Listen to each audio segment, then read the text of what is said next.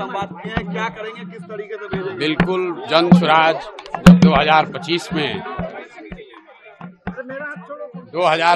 में जन स्वराज 243 सीट लड़ रहा है, उसमें कम से कम 40 महिला उम्मीदवार जन स्वराज की ओर से खड़ी की जाएंगी।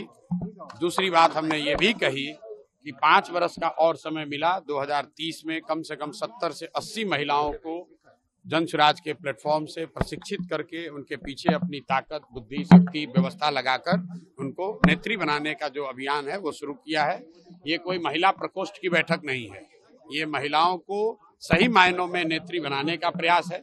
जो मैंने और 4 बातें कही वो भी आपने सुनी कि जब तक महिलाओं को आर्थिक आजादी नहीं मिलेगी तब तक उनकी भागीदारी समाज में समानता के आधार पर नहीं हो सकती है। इसलिए जन स्वराज का जो पूरा अभियान है कि सबसे पहले 40 महिलाओं को विधानसभा में जिताकर पहुंचाया जाए।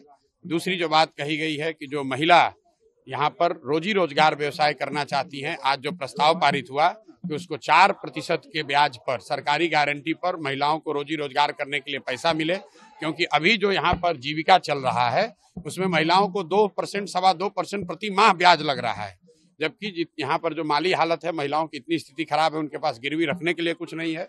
तो सरकारी गारंटी पर महिलाओं को पैसा मिले ताकि वो अपने घर घर रोजी रोजगार कर सके, ये दूसरी घोषणा की है।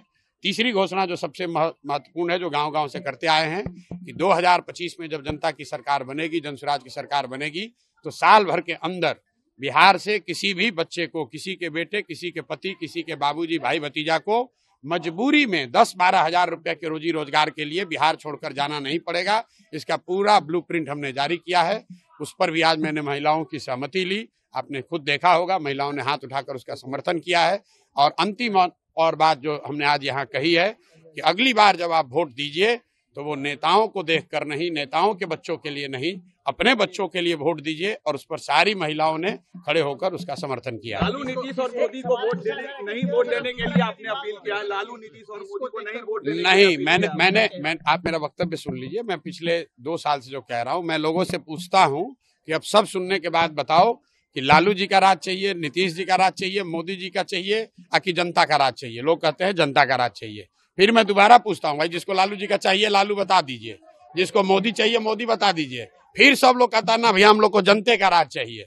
तो जनता का राज चाहिए तो उसका रास्ता बताते हैं कि जिन नेताओं ने आपको और आपके बच्चों को ठगा है, आपके पेट पर लात मारा है, उन नेताओं को, चाहे वो आपके जाति का है, आपके धर्म का है, उसको वोट नहीं देना है। वोट किसको देना है? मैंने ये नहीं कहा कि वोट प्रशांत किशोर को देना है कि जन स्वराज को देना है। मैंने उनको रास्ता बताया कि वोट अगली बार नेता का चेहरा देखकर नहीं, अपने अपने बच्चों का चेहरा देखकर देना है। और यही जन स्वराज का अभियान है, 2 वर्ष यही कर रहे हैं, आज यही दोबारा किया।